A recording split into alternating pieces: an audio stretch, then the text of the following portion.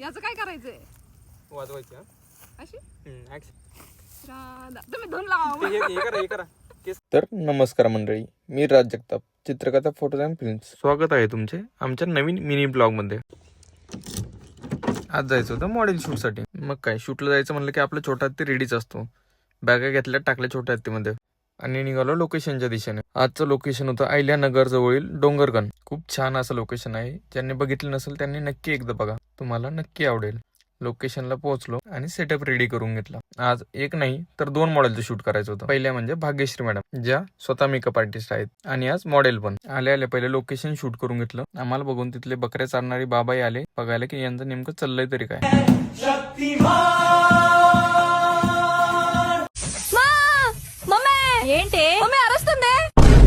त्यानंतर फोटोसाठी मुकुंदला म्हटलं बाबांकडून एक छोटी बकरी आण. भाई तू टेंशन मत ले, तू पढ़ाई में ध्यान दे. मैं करता है ना, टेंशन क्या इसमें.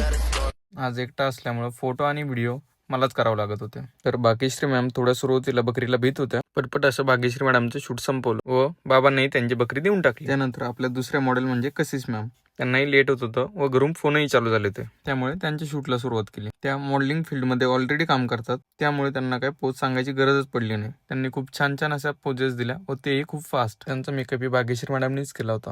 सेकंड लुकही फास्ट कम्प्लीट केला. पण भाग्यश्री मॅडमचं काय मन भरलं ना. सनसेट झालाच होता पण चंद्र दिसायला लागला होता. तर मॅडमला चंद्रासोबत फोटोज घ्यायचे होते. तर त्यांची फरमाईश पूर्ण करून दोघींनाही रिझल्ट दाखवला. तुम्हाला रिझल्ट बघायचा असेल तर फीड मध्ये जाऊन बघू शकता. नंतर पॅकअप करून घेतला व निघालो घराच्या दिशेने. तर फायनल रिझल्ट बघण्यासाठी व नेक्स्ट ब्लॉग साठी फॉलो करा. भेटूया नेक्स्ट ब्लॉग मध्ये.